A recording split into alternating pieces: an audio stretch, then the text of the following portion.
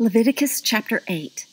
Yahweh spoke to Moses, saying, Take Aaron and his sons with him, and the garments, and the anointing oil, and the bull of the sin offering, and the 2 rams, and the basket of unleavened bread, and assemble all the congregation at the door of the tent of meeting. Moses did as Yahweh commanded him, and the congregation was assembled at the door of the tent of meeting. Moses said to the congregation, This is the thing which Yahweh has commanded to be done. Moses brought Aaron and his sons and washed them with water. He put the coat on him, tied the sash on him, clothed him with the robe, put the ephod on him, and he tied the skillfully woven band of the ephod on him, and fastened it to him with it. He placed the breastplate on him, and in the breastplate he put the Urim and the Thummim. He set the turban on his head, and on the turban in front he set the golden plate, the holy crown, as Yahweh commanded Moses. Moses took the anointing oil, and anointed the tabernacle and all that was in it, and sanctified them. He sprinkled it on the altar 7 times, and anointed the altar and all its vessels, and the basin and its base, to sanctify them. He poured some of the anointing oil on Aaron's head, and anointed him to sanctify him. Moses brought Aaron's sons, and clothed them with coats, and tied sashes on them, and put headbands on them as Yahweh commanded Moses. He brought the bull of the sin offering, and Aaron his sons laid their hands on the head of the bull of the sin offering. He killed it, and Moses took the blood, and put it around on the horns of the altar with his finger, and purified the altar, and poured out the blood at the base of the altar, and sanctified it, to make atonement for it. He took all the fat that was on the innards, and the cover of the liver, and the 2 kidneys, and their fat, and Moses burned it on the altar. But the bull and its skin and its flesh and its dung he burned with fire outside the camp, as Yahweh commanded Moses. He presented the ram of the burnt offering, and Aaron and his sons laid their hands on the head of the ram. He killed it, and Moses sprinkled the blood around on the altar. He cut the ram into its pieces, and Moses burned the head and the pieces and the fat. He washed the innards and the legs with water, and Moses burned the whole ram on the altar. It was a burnt offering for a pleasant aroma. It was an offering made by fire to Yahweh, as Yahweh commanded Moses. He presented the other ram, the ram of consecration, and Aaron and his sons laid their hands on the head of the ram. He killed it, and Moses took some of its blood, and put it on the tip of Aaron's right ear, and on the thumb of his right hand, and on the great toe of his right foot. He brought Aaron's sons, and Moses put some of the blood on the tip of their right ear, and on the thumb of their right hand, and on the great toe of their right foot. And Moses sprinkled the blood around on the altar. He took the fat, and the fat tail, and all the fat that was on the innards, and the cover of the liver, and the 2 kidneys and their fat, and the right thigh, and out of the basket of unleavened bread that was before Yahweh, he took 1 unleavened cake, and 1 cake of oiled bread, and 1 wafer, and placed them on the fat, and on the right thigh. He put all these in Aaron's hands, and in his sons' hands, and waved them for a wave offering before Yahweh. Moses took them from their hands, and burned them on the altar on the burnt offering. They were a consecration for a pleasant aroma. It was an offering made by fire to Yahweh. Moses took the breast and waved it for a wave offering before Yahweh. It was Moses' portion of the ram of consecration, as Yahweh commanded Moses. Moses took some of the anointing oil and some of the blood which was on the altar, and sprinkled it on Aaron, on his garments, and on his sons garments with him, and sanctified Aaron, his garments, and his sons garments with him. Moses said to Aaron and his sons, Boil the flesh at the door of the tent of meeting, and there eat it, and the bread that is in the basket of consecration, as I commanded, saying, Aaron and his sons shall eat it. What remains of the flesh and of the bread you shall burn with fire. You shall not go out from the door of the tent of meeting 7 days, until the days of your consecration are fulfilled, for he shall consecrate you 7 days. What has been done this day, so Yahweh has commanded to do, to make atonement for you. You shall stay at the door of the tent of meeting day and night 7 days, and keep Yahweh's command, that you don't die. For so I am commanded. Aaron and his sons did all the things which Yahweh commanded by Moses. Leviticus chapter 9. It happened on the 8th day that Moses called Aaron and his sons and the elders of Israel, and he said to Aaron, "Take a calf from the herd for a sin offering, and a ram for a burnt offering without blemish, and offer them before Yahweh. You shall speak to the children of Israel, saying, Take a male goat for a sin offering, and a calf, and a lamb, both a year old, without blemish, for a burnt offering, and a bull and a ram for peace offerings, to sacrifice before Yahweh, and a meal offering mixed with oil, for today Yahweh appears to you." They brought what Moses commanded before the tent of meeting, and all the congregation drew near and stood before Yahweh. Moses said, "This is the thing which Yahweh commanded that you should do, and the glory of Yahweh shall appear to you."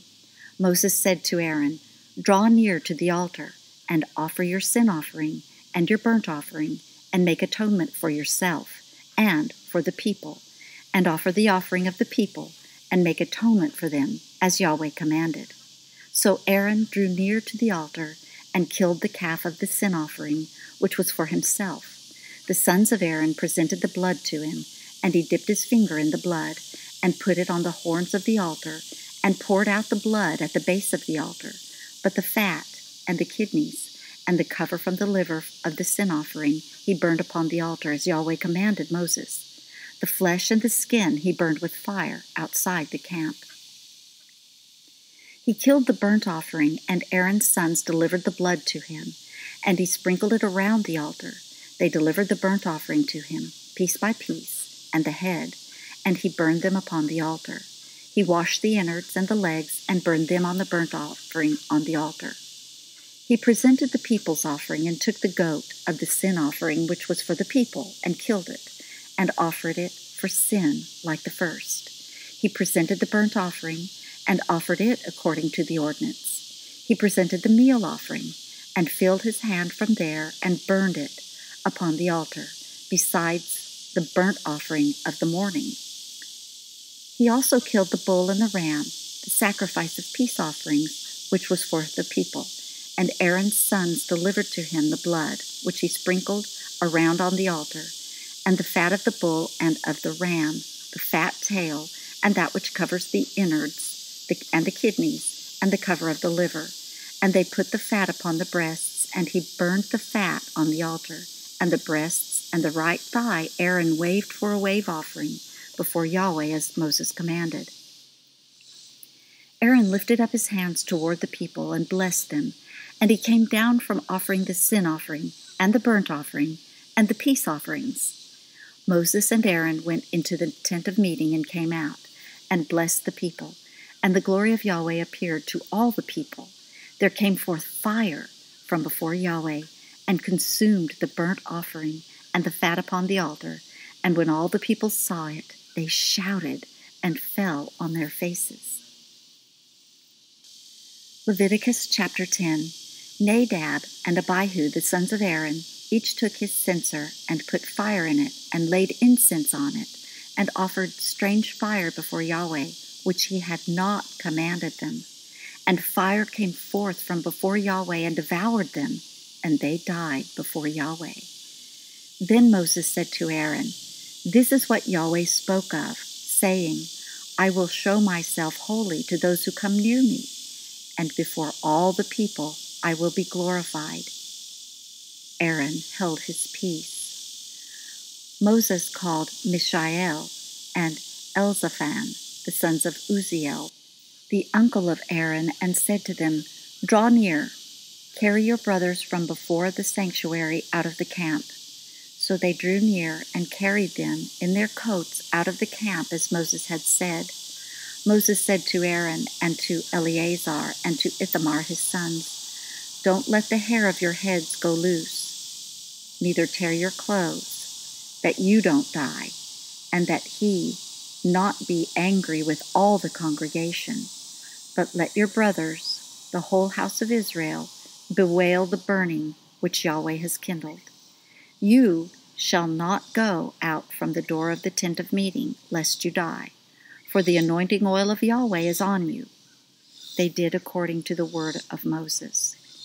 Yahweh spoke to Aaron, saying, "Drink no wine nor strong drink, you nor your sons with you, when you go into the tent of meeting, that you don't die.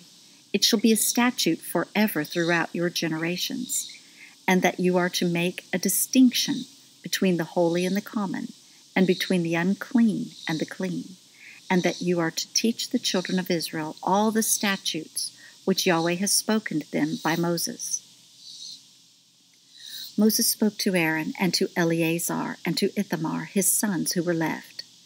"Take the meal offering that remains of the offerings of Yahweh made by fire, and eat it without yeast beside the altar, for it is most holy, and you shall eat it in a holy place, because it is your portion and your son's portion of the offerings of Yahweh made by fire, for so I am commanded.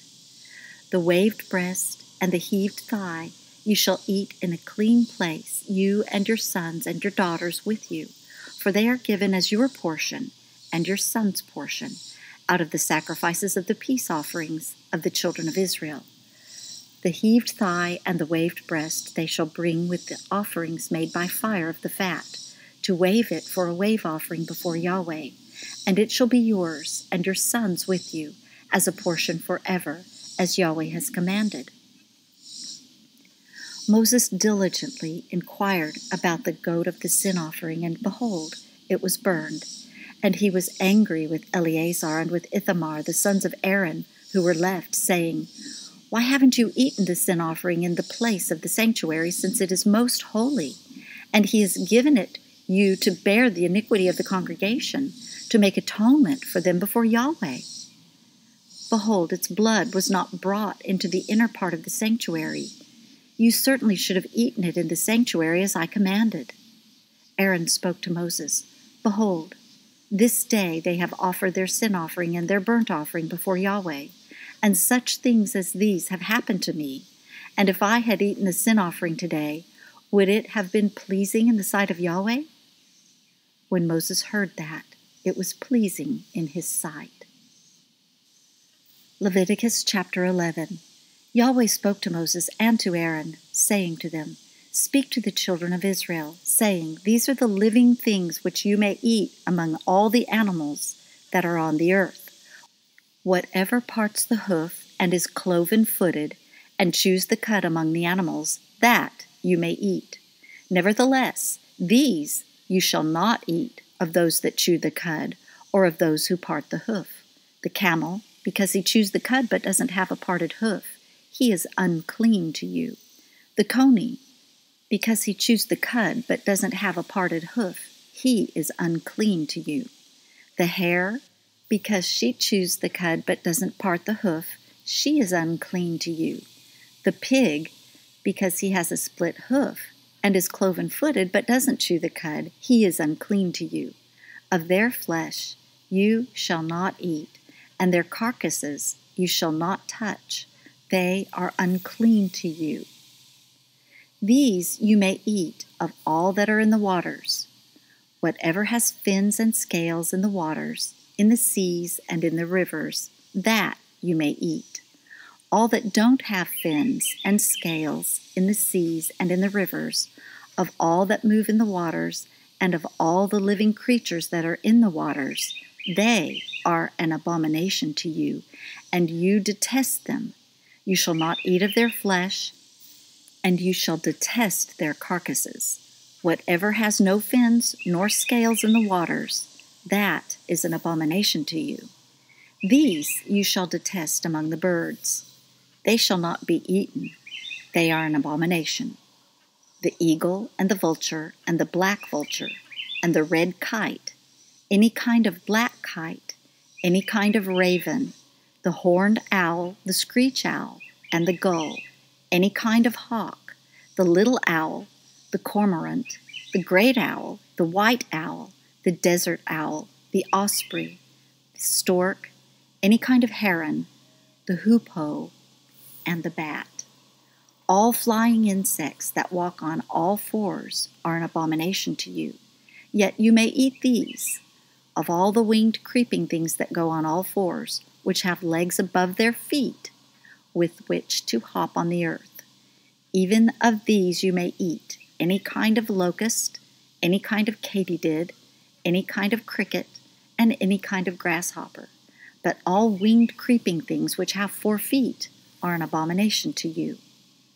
By these you will become unclean. Whoever touches the carcass of them shall be unclean until the evening. Whoever carries any part of their carcass shall wash his clothes and be unclean until the evening. Every animal which parts the hoof, and is not cloven-footed, nor chews the cud, is unclean to you. Every one who touches them shall be unclean. Whatever goes on its paws among all animals that go on all fours, they are unclean to you. Whoever touches their carcass shall be unclean until the evening. He who carries their carcass shall wash his clothes and be unclean until the evening. They are unclean to you. These are they which are unclean to you among the creeping things that creep on the earth: the weasel, the rat, any kind of great lizard, the gecko, and the monitor lizard, the wall lizard, the skink, and the chameleon. These are they which are unclean to you among all that creep. Whoever touches them when they are dead shall be unclean until the evening. On whatever any of them falls when they are dead, it shall be unclean. Whether it is any vessel of wood or clothing or skin or sack, whatever vessel it is, with which any work is done, it must be put into water, and it shall be unclean until the evening. Then it will be clean. Every earthen vessel into which any of them falls, all that is in it shall be unclean, and you shall break it. All food which may be eaten, that on which water comes, shall be unclean, and all drink that may be drunk in every such vessel shall be unclean.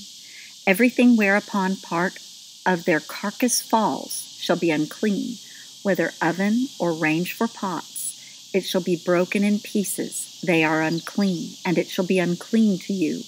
Nevertheless, a spring or a cistern in which water is gathered shall be clean, but that which touches their carcass shall be unclean. If part of their carcass falls on any sowing seed which is to be sown, it is clean. But if water is put on the seed, and part of their carcass falls on it, it is unclean to you. If any animal of which you may eat dies, he who touches its carcass shall be unclean until the evening. He who eats of its carcass shall wash his clothes and be unclean until the evening. He also who carries its carcass shall wash his clothes and be unclean until the evening. Every creeping thing that creeps on the earth is an abomination. It shall not be eaten. Whatever goes on its belly, and whatever goes on all fours, or whatever has many feet, even all creeping things that creep on the earth, them you shall not eat, for they are an abomination. You shall not make yourselves abominable with any creeping thing that creeps. Neither shall you make yourselves unclean with them, that you should be defiled thereby. For I am Yahweh your God. Sanctify yourselves therefore, and be holy, for I am holy. Neither shall you defile yourselves with any kind of creeping thing that moves on the earth. For I am Yahweh, who brought you up out of the land of Egypt to be your God. You shall therefore be holy, for I am holy. This is the law of the animal, and of the bird, and of every living creature that moves in the waters, and of every creature that creeps on the earth, to make a distinction between the unclean and the clean, and between the living thing that may be eaten and the living thing that may not be eaten. Leviticus chapter 12. Yahweh spoke to Moses, saying, Speak to the children of Israel, saying, If a woman conceives and bears a male child, then she shall be unclean 7 days. As in the days of her monthly period she shall be unclean. In the 8th day the flesh of his foreskin shall be circumcised. She shall continue in the blood of purification 33 days. She shall not touch any unholy thing, nor come into the sanctuary, until the days of her purifying are completed. But if she bears a female child, then she shall be unclean 2 weeks, as in her period, and she shall continue in the blood of purification 66 days. When the days of her purification are completed for a son or for a daughter, she shall bring to the priest at the door of the tent of meeting a year-old lamb for a burnt offering, and a young pigeon or a turtle dove for a sin offering. And he shall offer it before Yahweh, and make atonement for her, and she shall be cleansed from the fountain of her blood. This is the law for her who bears, whether male or a female. If she cannot afford a lamb, then she shall take 2 turtle doves or 2 young pigeons, the one for a burnt offering and the other for a sin offering, and the priest shall make atonement for her, and she shall be clean. Leviticus chapter 13. Yahweh spoke to Moses and to Aaron, saying, When a man shall have a rising in his body skin, or a scab, or a bright spot, and it becomes in the skin of his body the plague of leprosy, then he shall be brought to Aaron the priest, or to one of his sons, the priests. And the priest shall examine the plague in the skin of the body, and if the hair in the plague has turned white, and the appearance of the plague is deeper than the body's skin, it is the plague of leprosy, and the priest shall examine him and pronounce him unclean. If the bright spot is white in the skin of his body, and its appearance isn't deeper than the skin, and his hair hasn't turned white, then the priest shall isolate the infected person for 7 days. The priest shall examine him on the 7th day, and behold, if in his eyes the plague is arrested, and the plague hasn't spread in the skin, then the priest shall isolate him for 7 more days. The priest shall examine him again on the 7th day, and behold, if the plague has faded, and the plague hasn't spread in the skin, then the priest shall pronounce him clean. It is a scab. He shall wash his clothes and be clean. But if the scab spreads on the skin, after he has shown himself to the priest for his cleansing, he shall show himself to the priest again. The priest shall examine him, and behold, if the scab has spread on the skin, then the priest shall pronounce him unclean. It is leprosy.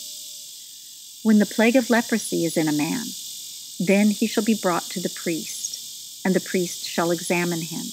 Behold, if there is a white rising in the skin, and it has turned the hair white, and there is raw flesh in the rising, it is a chronic leprosy in the skin of his body, and the priest shall pronounce him unclean. He shall not isolate him, for he is unclean. If the leprosy breaks out all over the skin, and the leprosy covers all of the skin of the infected person, from his head even to his feet, as far as it appears to the priest, then the priest shall examine him, and behold, if the leprosy has covered all his flesh, he shall pronounce him clean of the plague. It has all turned white, he is clean.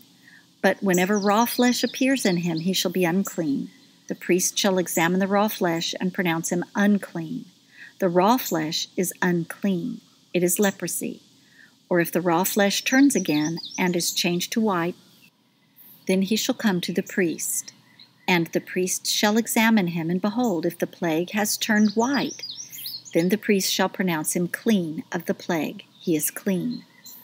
When the body has a boil on its skin, and it has healed, and in the place of the boil there is a white rising or a bright spot, reddish white, then it shall be shown to the priest, and the priest shall examine it, and behold, if its appearance is lower than the skin, and its hair has turned white, then the priest shall pronounce him unclean. It is the plague of leprosy.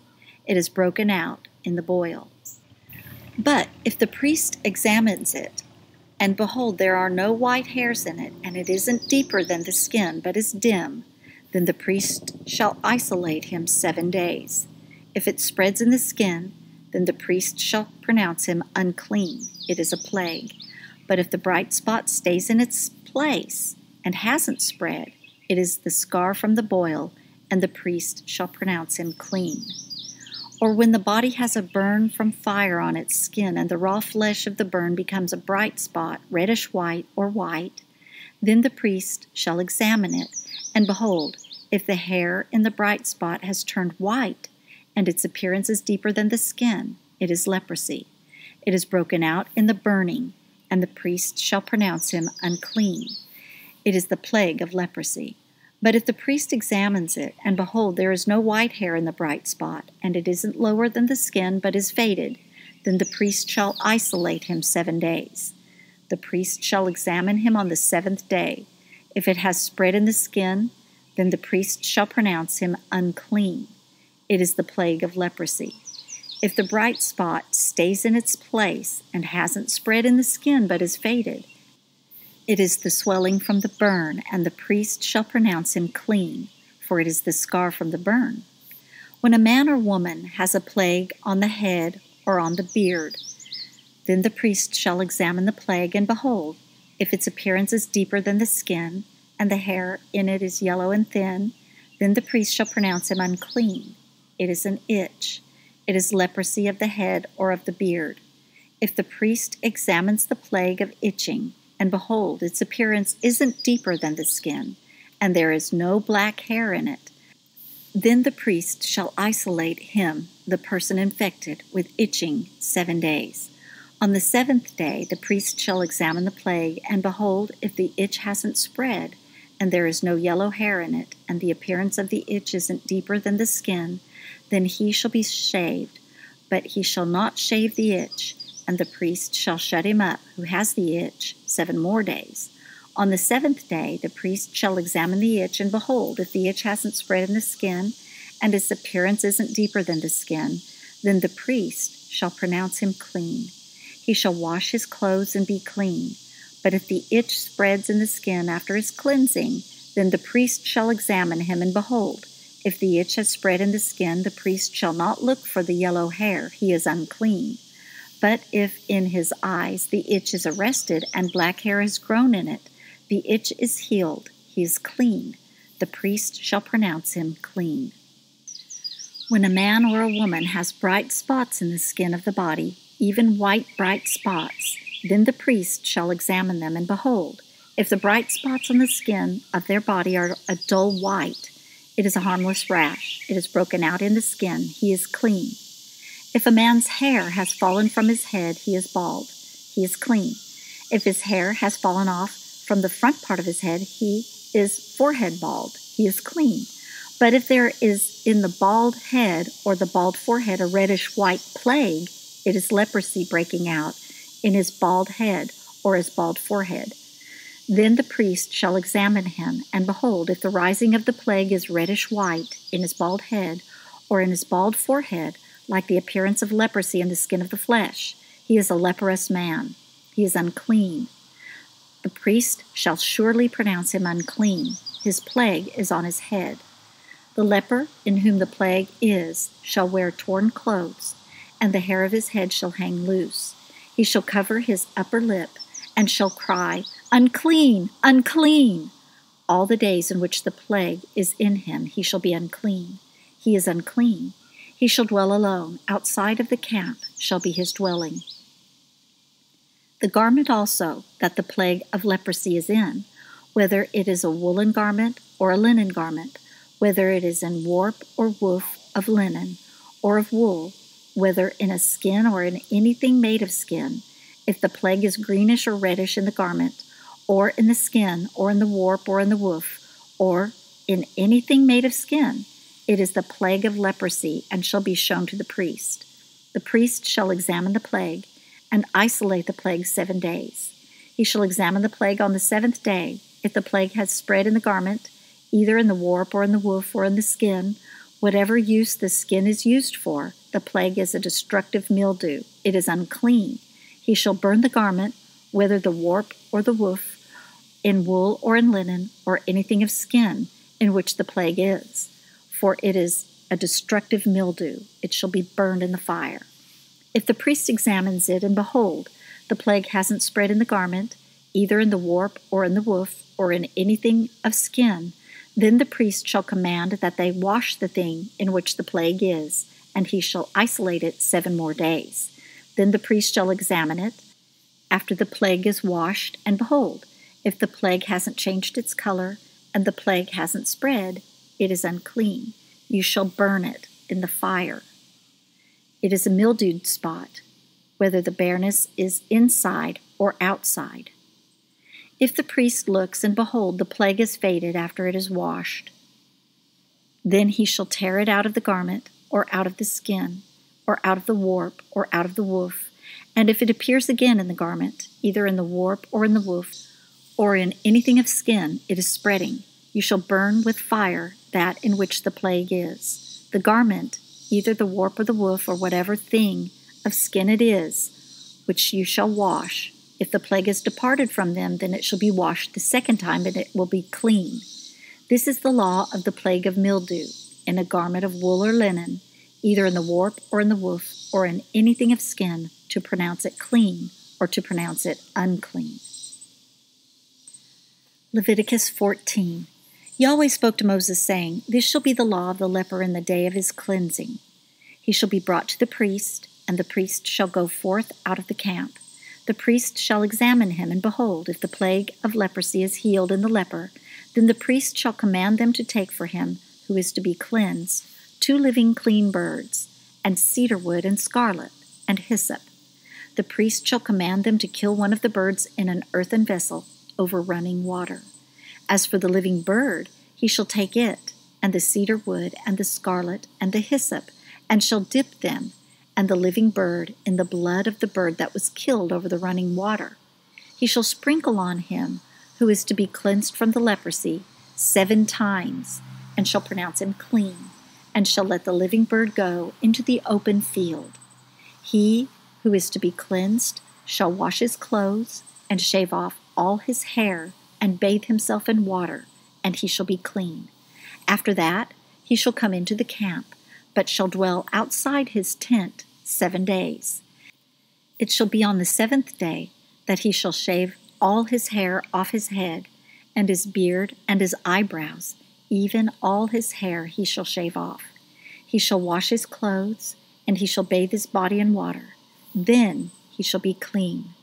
On the 8th day he shall take 2 male lambs without blemish, and 1 ewe lamb, a year old without blemish, and 3/10 of an ephah of fine flour for a meal offering mingled with oil, and 1 log of oil. The priest who cleanses him shall set the man who is to be cleansed and those things before Yahweh at the door of the tent of meeting. The priest shall take 1 of the male lambs and offer him for a trespass offering with the log of oil, and wave them for a wave offering before Yahweh. He shall kill the male lamb in the place where they kill the sin offering and the burnt offering, in the place of the sanctuary. For as the sin offering is the priest's, so is the trespass offering. It is most holy. The priest shall take some of the blood of the trespass offering, and the priest shall put it on the tip of the right ear of him who is to be cleansed, and on the thumb of his right hand, and on the big toe of his right foot. The priest shall take some of the log of oil and pour it into the palm of his own left hand. The priest shall dip his right finger in the oil that is in his left hand, and shall sprinkle some of the oil with his finger 7 times before Yahweh. The priest shall put some of the rest of the oil that is in his hand on the tip of the right ear of him who is to be cleansed, and on the thumb of his right hand, and on the big toe of his right foot, upon the blood of the trespass offering. The rest of the oil that is in the priest's hand he shall put on the head of him who is to be cleansed, and the priest shall make atonement for him before Yahweh. The priest shall offer the sin offering and make atonement for him who is to be cleansed because of his uncleanness, and after he shall kill the burnt offering. And the priest shall offer the burnt offering and the meal offering on the altar. The priest shall make atonement for him, and he shall be clean. If he is poor and can't afford so much, then he shall take 1 male lamb for a trespass offering to be waved, to make atonement for him, and 1/10 of an ephah of fine flour, mingled with oil for a meal offering, and a log of oil, and 2 turtle doves or 2 young pigeons, such as he is able to afford. And the one shall be a sin offering, and the other a burnt offering. On the 8th day he shall bring them for his cleansing to the priest, to the door of the tent of meeting before Yahweh. The priest shall take the lamb of the trespass offering and the log of oil, and the priest shall wave them for a wave offering before Yahweh. He shall kill the lamb of the trespass offering. The priest shall take some of the blood of the trespass offering and put it on the tip of the right ear of him who is to be cleansed, and on the thumb of his right hand, and on the big toe of his right foot. The priest shall pour some of the oil into the palm of his own left hand, and the priest shall sprinkle with his right finger some of the oil that is in his left hand 7 times before Yahweh. Then the priest shall put some of the oil that is in his hand on the tip of the right ear of him who is to be cleansed, and on the thumb of his right hand, and on the big toe of his right foot, on the place of the blood of the trespass offering. The rest of the oil that is in the priest's hand he shall put on the head of him who is to be cleansed, to make atonement for him before Yahweh. He shall offer one of the turtle doves, or of the young pigeons, such as he is able to afford, even such as he is able to afford, the one for a sin offering, and the other for a burnt offering with the meal offering. The priest shall make atonement for him who is to be cleansed before Yahweh. This is the law for him in whom the plague of leprosy, who is not able to afford the sacrifice for his cleansing. Yahweh spoke to Moses and to Aaron, saying, When you have come into the land of Canaan, which I give to you for a possession, and I put a spreading mildew in a house, in the land of your possession, then he who owns the house shall come and tell the priest, saying, There seems to be some sort of plague in the house. The priest shall command that they empty the house before the priest goes in to examine the plague, that all that is in the house not be made unclean, and afterward the priest shall go in to inspect the house.